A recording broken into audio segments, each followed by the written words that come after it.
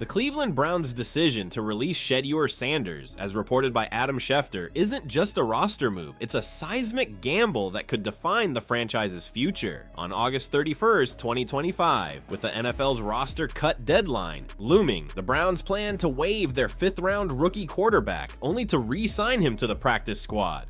For a player who's carried the weight of massive expectations, sparked hope with every throw, and weathered relentless scrutiny, this move feels less like strategy and more like a slap in the face. Sanders, who dazzled in college at Colorado, with 7,364 passing yards and 64 touchdowns, was supposed to be Cleveland's future. Instead, he's been relegated to QB3 behind Joe Flacco and Dillon Gabriel, and now faces the humiliation of a practice squad demotion.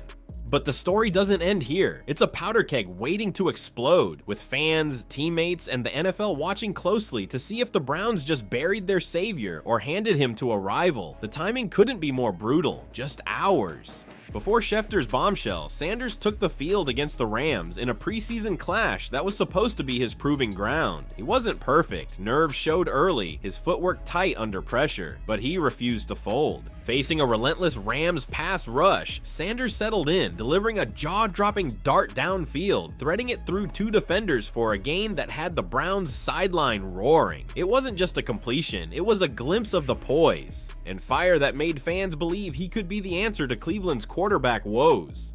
He scrambled, made quick reads, and showed grit, finishing with 3 of 6 passes for 14 yards, but taking 5 sacks, a testament to an atrocious offensive line more than his own failings. That performance, flawed but fearless, made the release announcement feel like a betrayal. Fans erupted on social media with posts like, "You don't cut Shedeur after that," and "Practice squad? This ain't Madden." The dog pound split in 2, torn between outrage and disbelief. Inside the locker room, the decision sent shockwaves. Teammates who'd seen Sanders' surgical throws in practice, who'd felt the spark he brought against the Rams, were stunned. Receivers whispered they preferred his passes, citing his touch and timing. Even veterans, typically skeptical of rookies, admitted his potential was undeniable.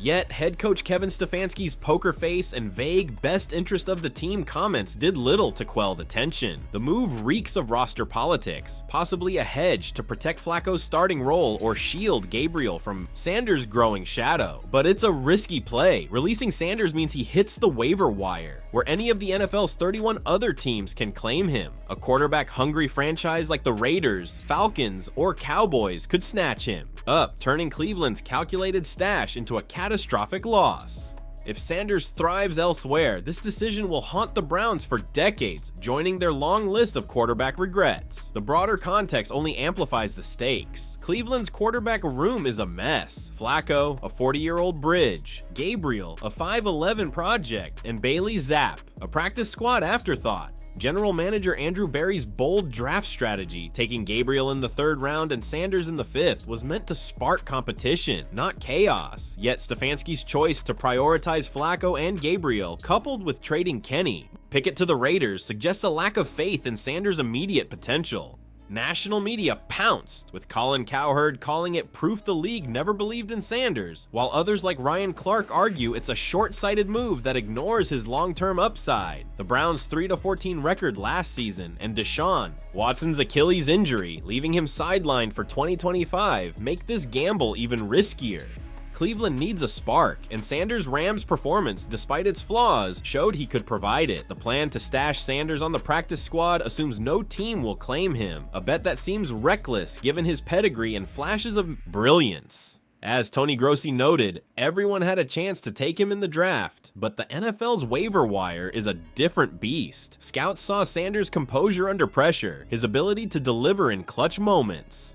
A team with vision could see him as a steal, not a 5th-round afterthought. If he clears waivers, Sanders faces another hurdle, accepting a practice squad role. His own words, "I feel like I belong," drip with the confidence of a player who led Colorado to a bowl game and thrived under brighter lights than most rookies.